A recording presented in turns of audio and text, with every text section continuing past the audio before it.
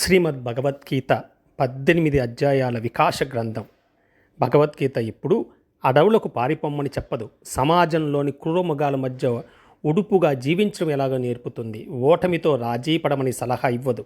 ఎదురొడ్డి పోరాడమంటుంది. అయితే ఫలాపేక్షను పక్కన పెట్టి ఈశ్వరార్పణ బుద్ధిలో కర్మను నిర్వర్తించమంటుంది. కర్మయోగి కమ్మంటుంది.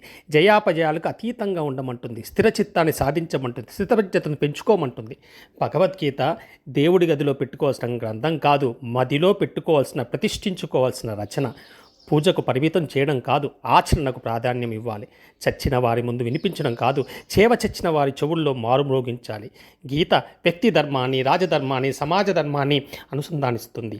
ప్రతి వ్యక్తిలోనూ కృష్ణుల్లోని విజ్ఞత, అర్జునులోని నైపుణ్యం కలిగిస్తే విజయాలు సిద్ధిస్తాయి, విలువలు వర్ధిల్లుతాయి, సంపదలు సమకూరుతాయి. ఆ నేలే ధర్మక్షేత్రం అవుతుంది. అదే శ్రీమద్ భగవద్గీత మన నుంచి ఆశించేది. జై శ్రీరామ్, జై శ్రీకృష్ణ, జై శ్రీరామకృష్ణ.